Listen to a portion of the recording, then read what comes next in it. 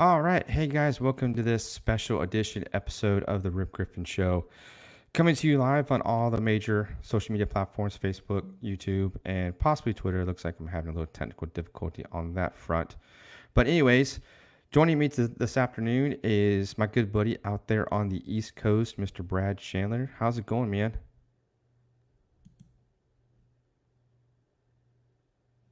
Can you hear me there? You there, Brad?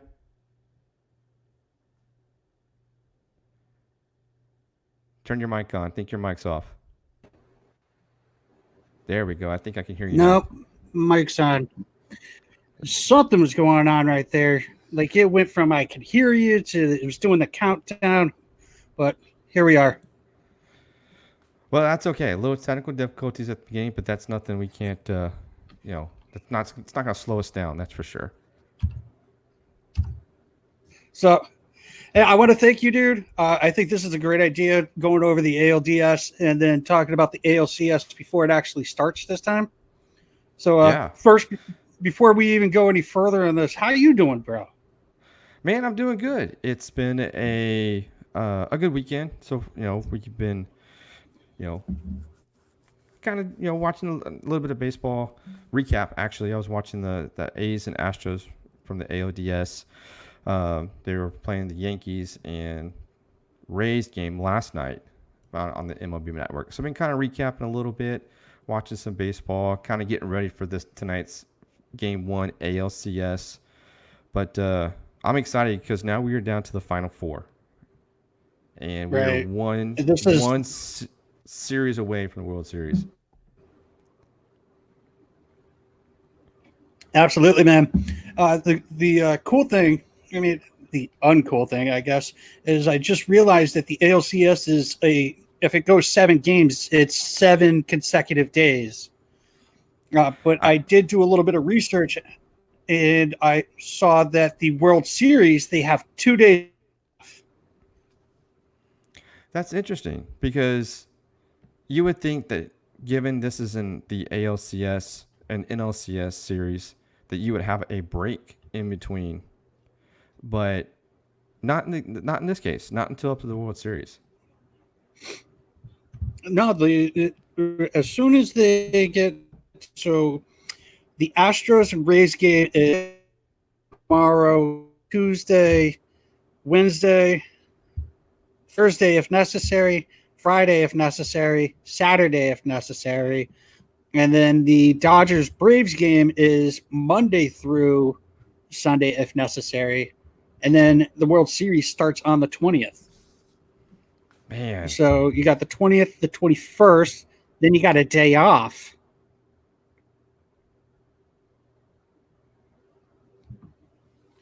So it's a little strange, and I really wish they would have kept everything the same, or yeah, no, I agree. but I think it's definitely obviously this has been a different playoff series than we've normally been accustomed to, which I mean, given 2020, it's to be expected. We don't know what to expect for the rest of this year, but at least we are getting to that point where we are just about ready to. The World Series is a week away. We've got 4 stellar teams that all can make uh, a push into the World Series into next week. But we kind of have to start with what happened on Friday between the Yankees and the Rays because that was a Game 5 ALDS series.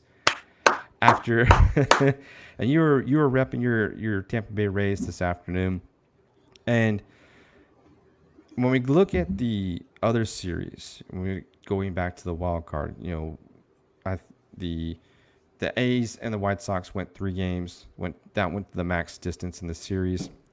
Um, in the National League, the Braves swept through the Marlins. I know that was your team that you were rooting for to make it to this next stage. But the Yankees and the Rays, they went the distance. They went the full 5 games, and it was a back and forth match. Uh, Pitching seemed to be the upper hand with Garrett Cole and Tyler Glasnow going against each other on very short rest. Uh, Garrett Cole was, I'd have to say, coming off a 3-game rest period. When he just pitched 3 games prior, I totally lost my thought there. But went 5 1/3. He had 9 strikeouts. Yeah, and he wasn't messing around either because his stuff was up there. I think at one point he hit 99. And that's something you can see from Garrett Cole from time to time. He will up there and throw triple digits in the 7th inning. I mean, he can bring it when he absolutely needs to. And he definitely did at that point, and it was great to see. Yeah, Garrett Cole was definitely on his game. He wasn't on his game in the first inning. I think he threw 24 pitches in the first inning. He walked 3 batters. Yes. But, I mean... But that's typically how Cole will start. He'll start off cold, and then he'll just get super, super hot.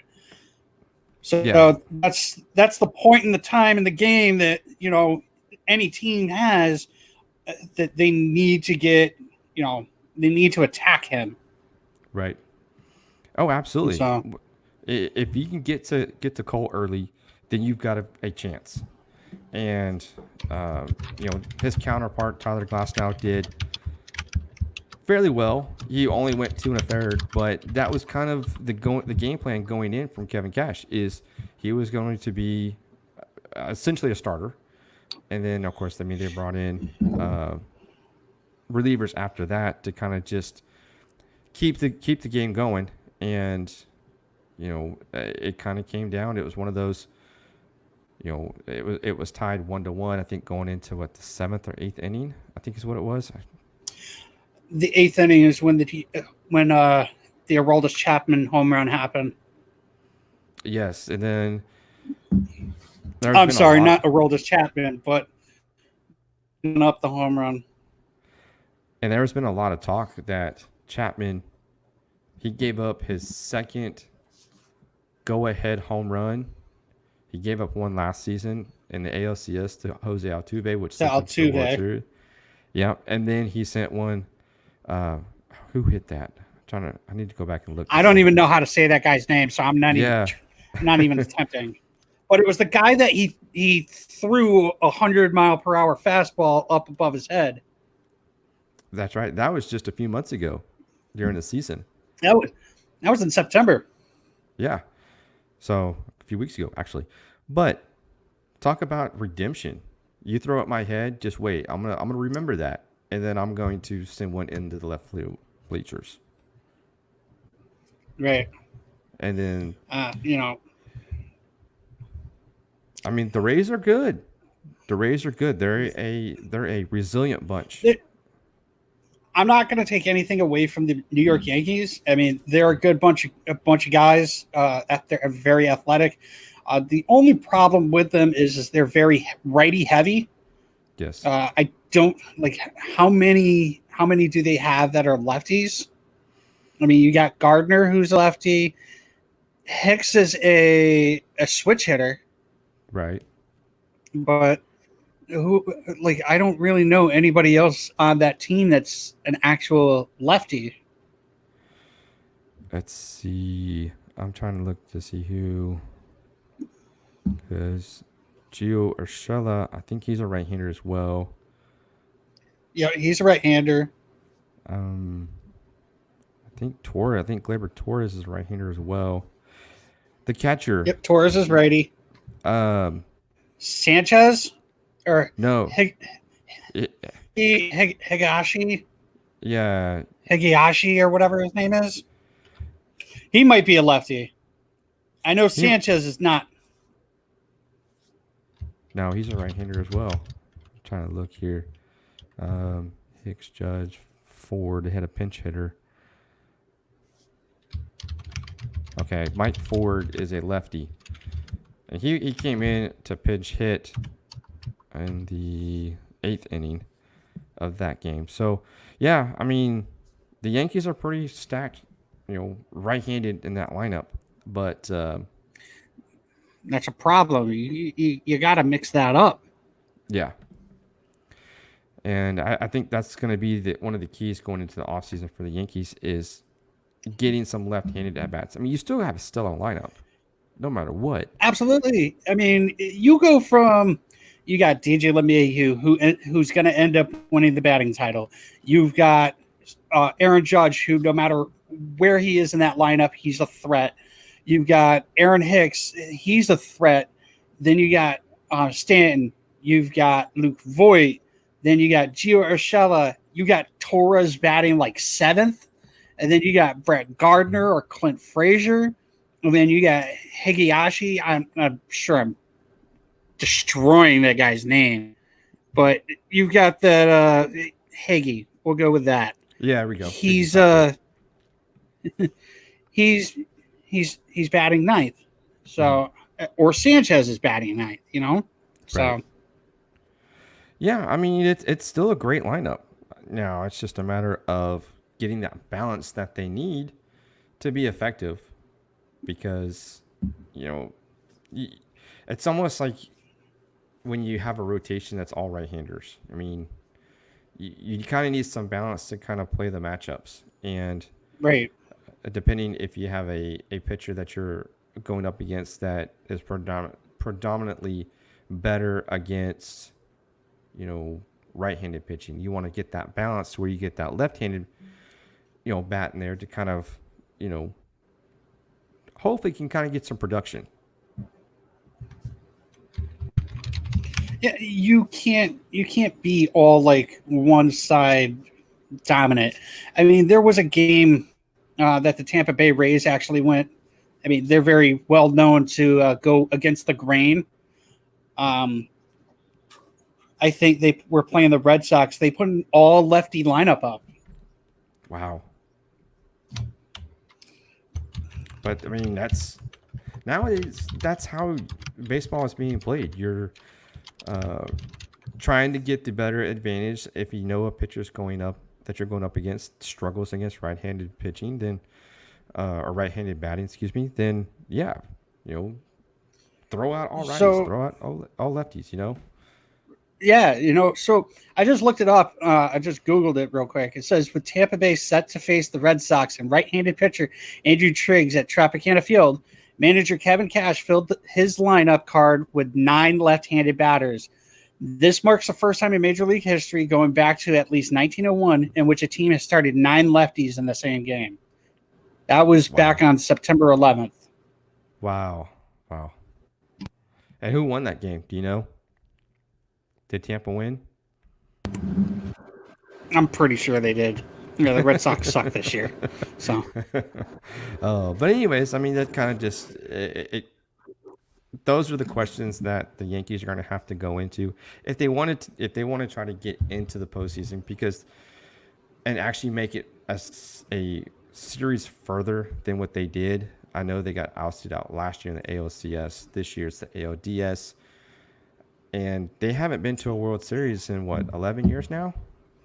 Yeah, 11 years. And I was reading somewhere that they've spent well over $4 billion to try to achieve that goal. Jeez. So, I mean, that's a ridiculous amount of money. It really is. The biggest thing that I take away from this, and like, I don't want anybody thinking that I'm a Yankee hater, because I don't actually hate the Yankees. I just don't like their fan base. Their fan base is very snooty, snotty. I'm not even going to deny it, man. The Red Sox are the same way. But I try and, keep myself away from that.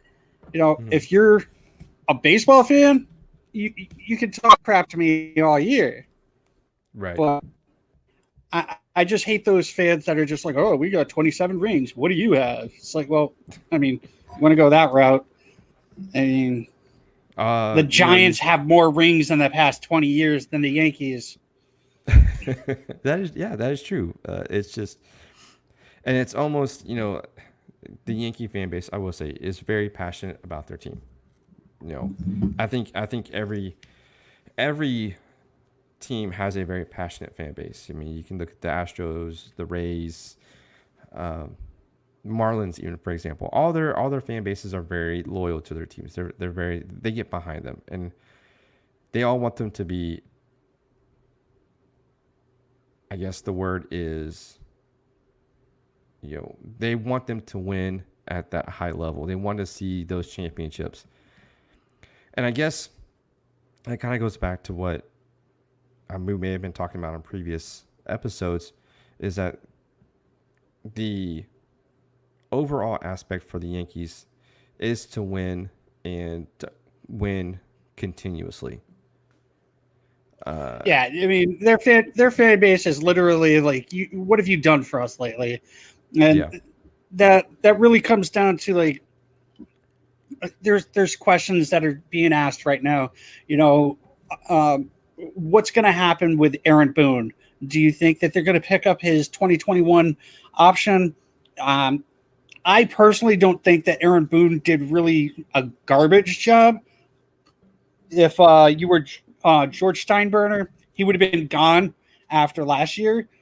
Mm-hmm. But I think, oh, excuse me, I think one of the biggest factors that are going to factor into what's going to happen this past season and the postseason is the fact that he put um, Debbie Garcia in for one inning and then brought J.A. Happ out.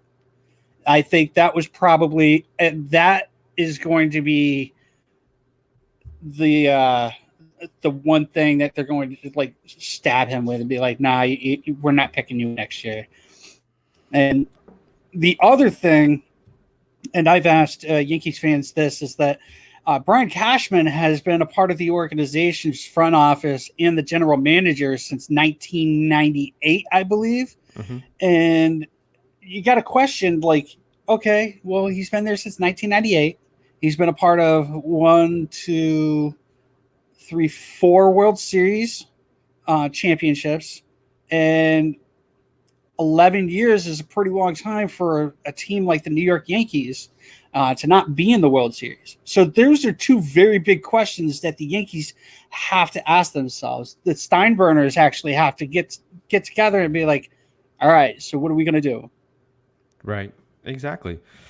And if they want to get over that hurdle, they're going to have to, I think they need to stop throwing money and trying to get these big name players.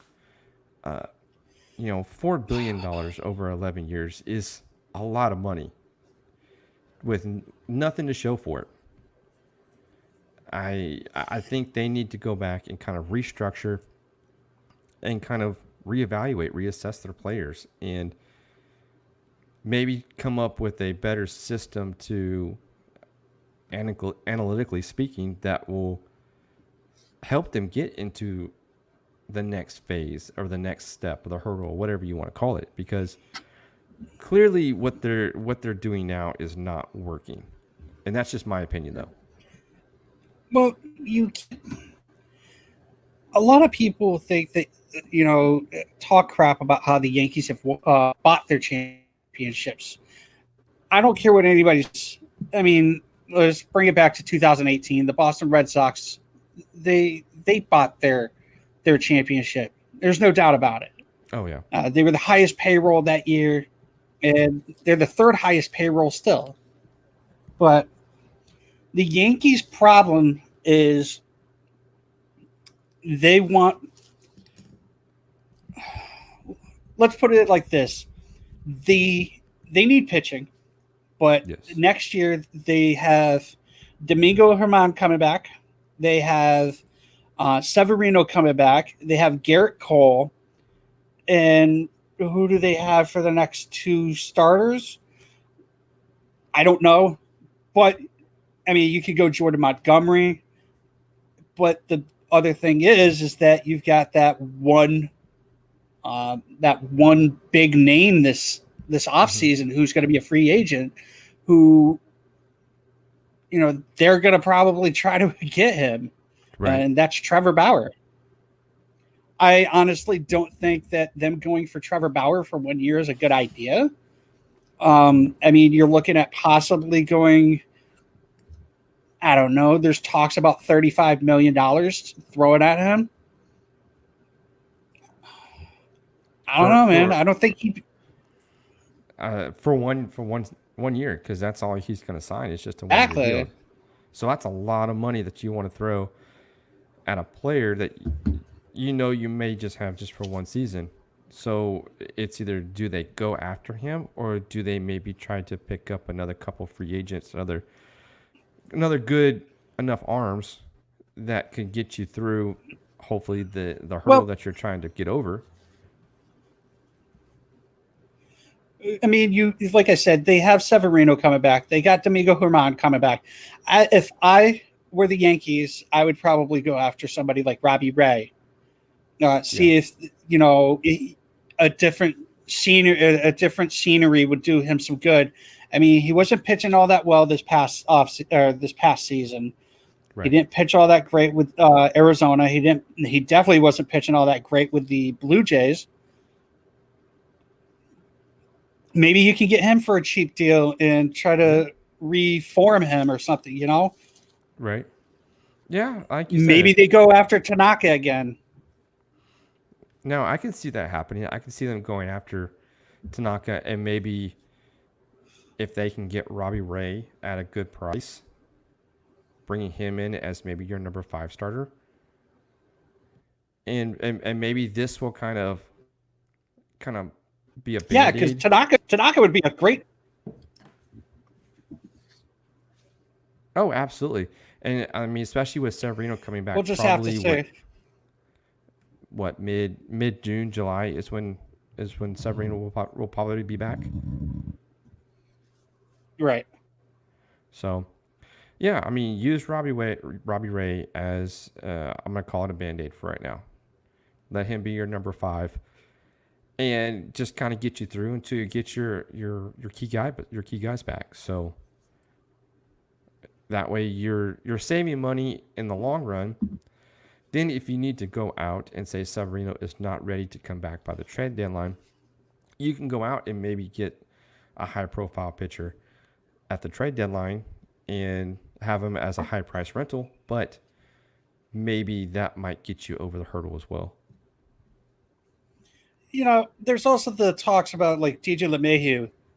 He's a free agent too, so I know damn well the Yankees are going to want to get him. Yeah. Yeah, that's it. There's They there's a need lot him. of yeah, there's a lot of things that the Yankees need to do to get over that next hurdle and not be ousted like they were in the ALDS against the Tampa Bay Rays. Right. So that's kind of where we're at right now. We'll see what happens come the offseason after the World Series is in to see what the Yankees do. And maybe they can get over that hurdle and kind of get back into, the championship mindset of, winning a World Series like they, have been wanting to do for so long.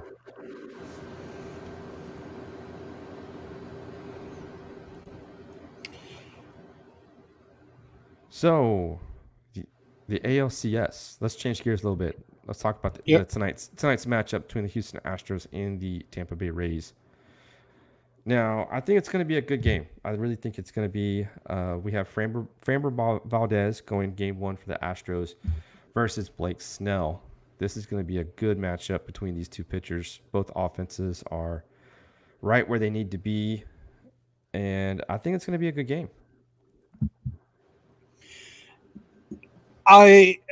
I'm hoping that this game goes at least 6.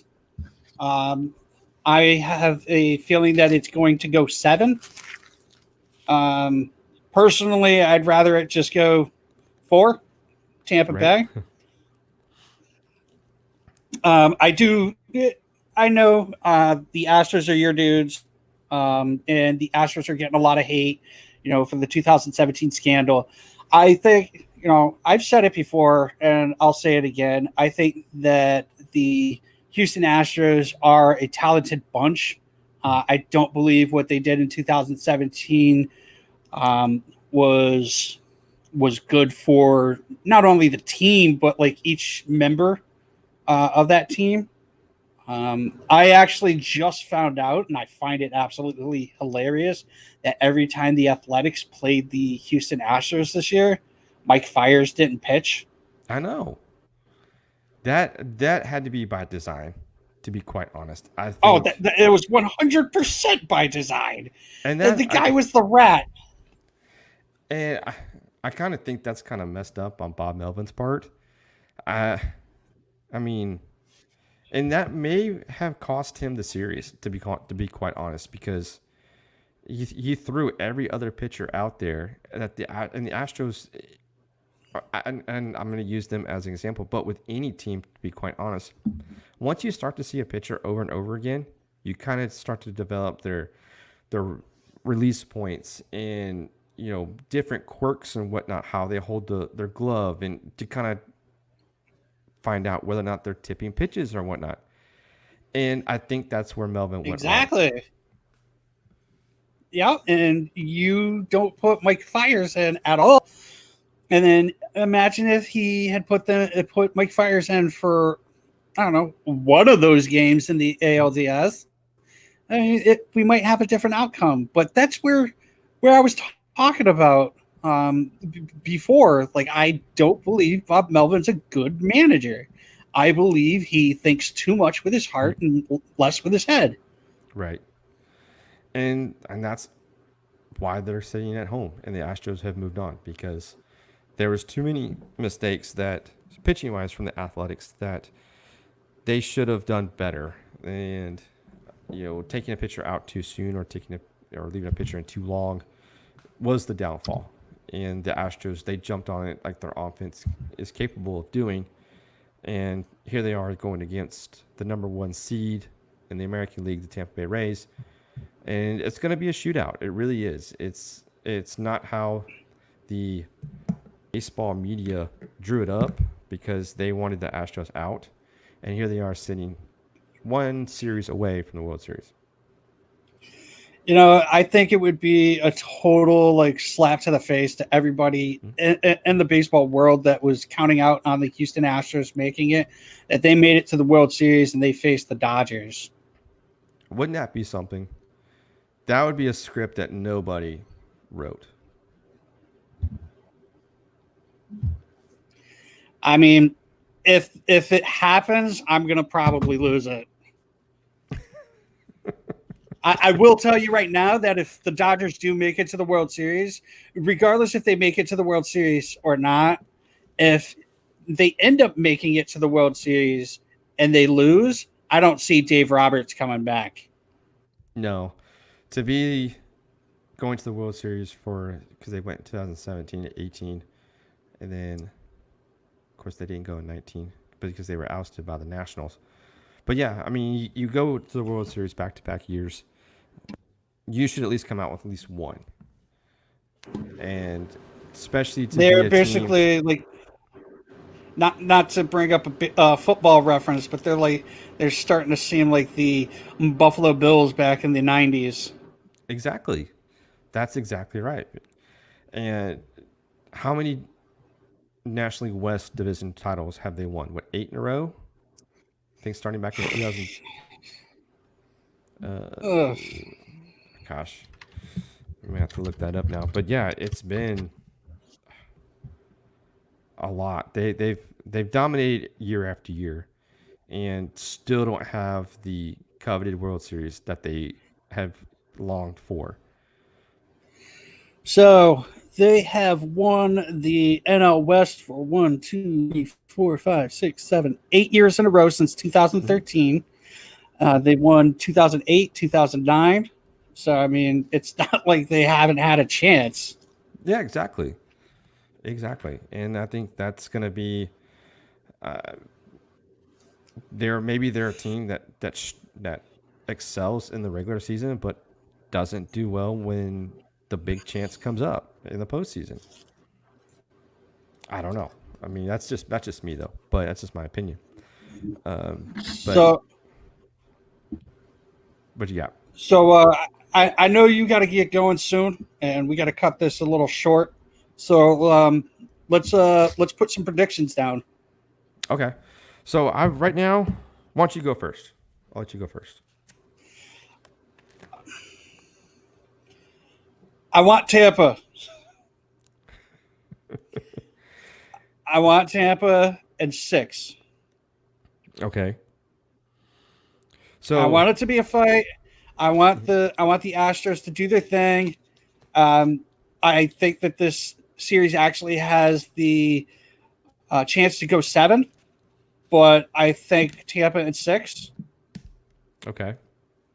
And the only reason why I believe that it's going to be Tampa is because Tampa has the better pitching. Right.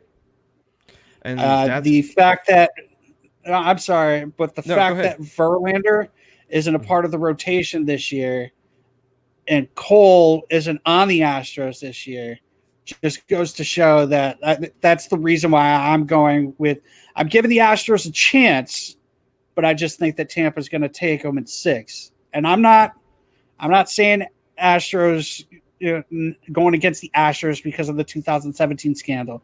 I'm going with Tampa because I believe they have better rotation, they have a better bullpen, and they've they have that we want this right now chemistry going on.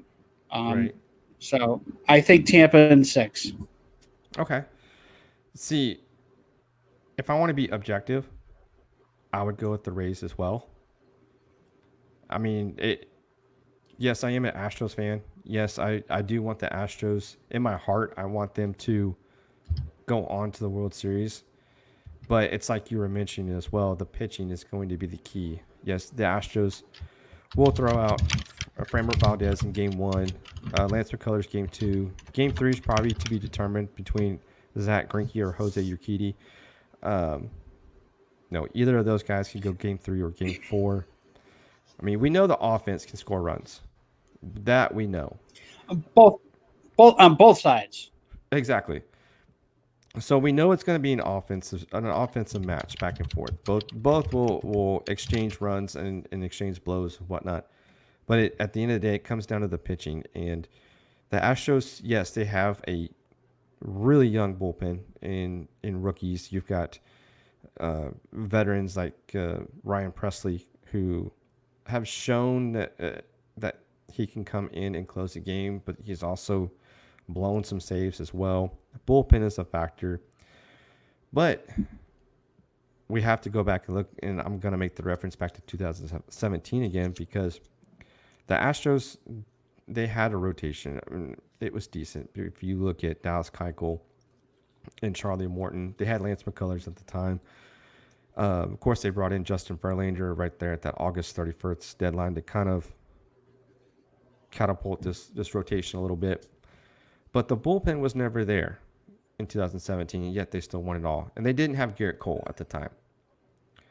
So you kind of have to look at those factors. Now, granted, I know this is 2020 and this is not 2017, so things are different. But if I want to be objective enough and put my fanboy aside for a second, I'm gonna have to go the Tampa Bay Rays as well, and I think it's gonna be in 5. Wow. Yeah, Okay. So I'm actually giving the Astros more of a chance than you are.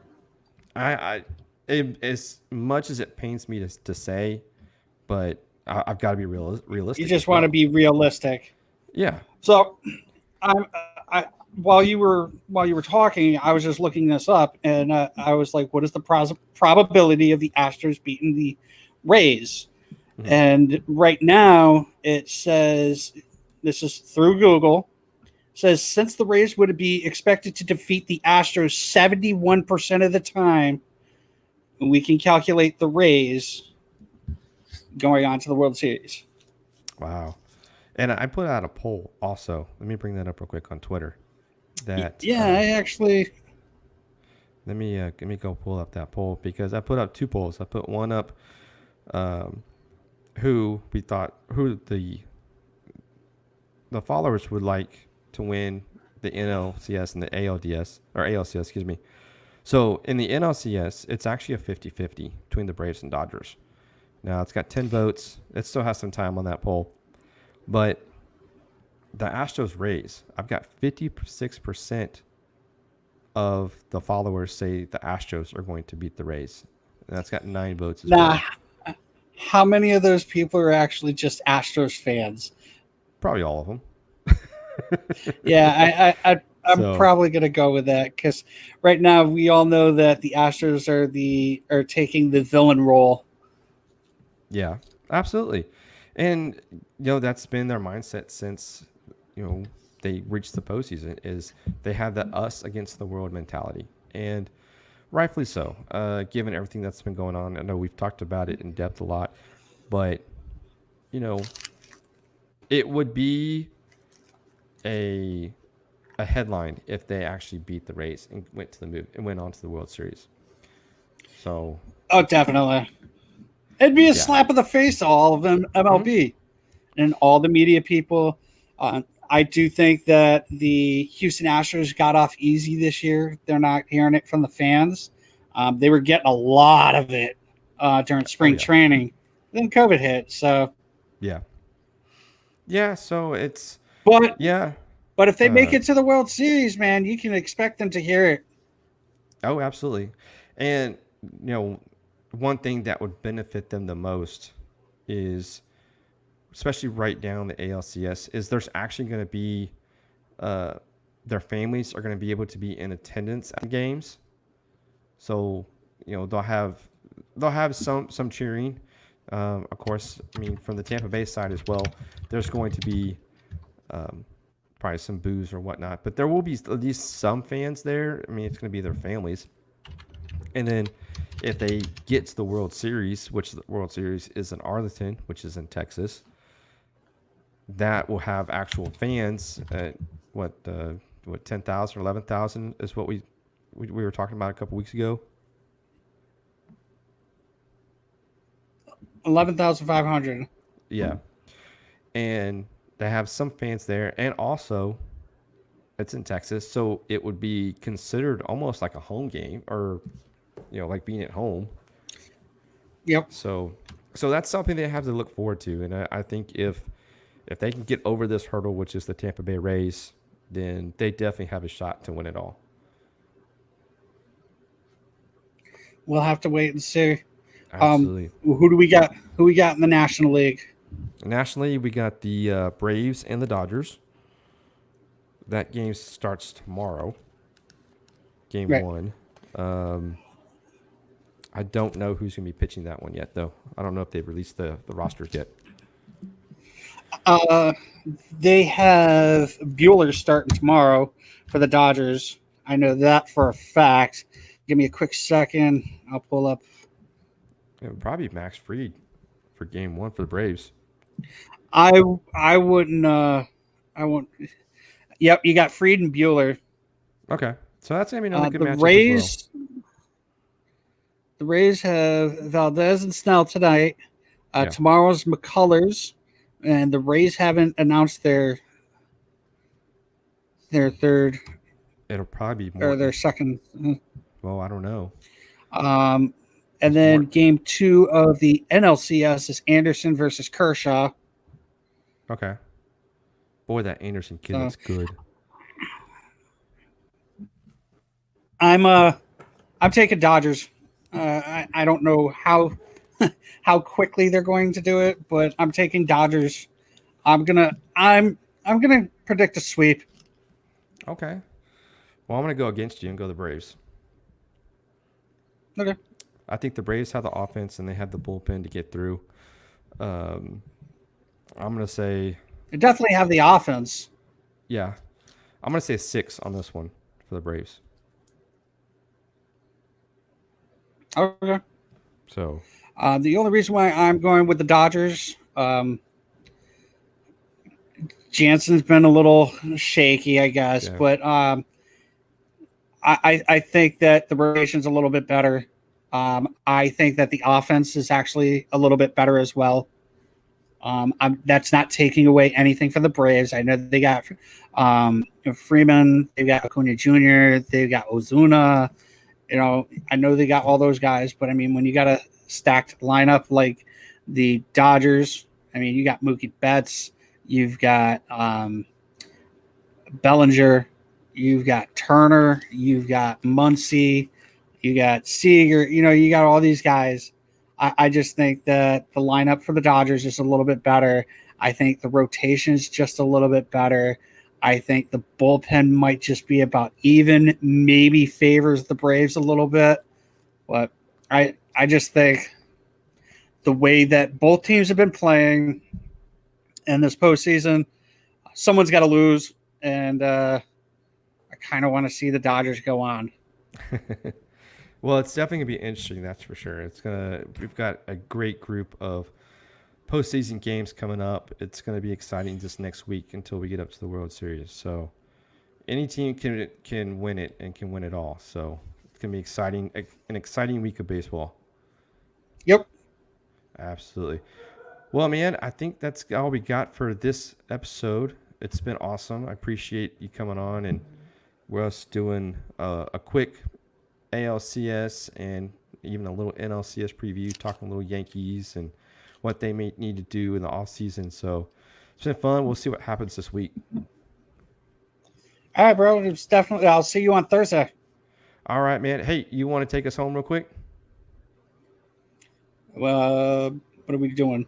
You want to close out? You want to close out the show? Hey, come check me out.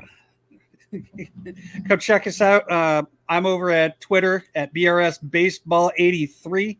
Come follow me. I talk a lot about baseball. I'm also on Facebook, same URL, facebook.com/BRSBaseball83. I'm going to actually be doing a live stream tonight for a little bit, just trying it out, see how things happen, what's going on, what kind of kinks I need to fix with my mic, my camera, whatever. Come check it out tonight. I'll be on about 7:30. The game starts around the same time. And Rip, I'll see you on Thursday. And as always, it's been a pleasure. I absolutely appreciate it. All right, guys, that's going to do it for this episode of the show. Remember, you can catch the show on all the major podcast platforms, whether it be Apple, Google, or Spotify. If you want to watch the show again in its entirety, head on over to the YouTube channel. It should be up probably tomorrow. So that's going to do it for this episode, guys. We appreciate it, and best of luck to your teams as the Champion Series kick off. Take care.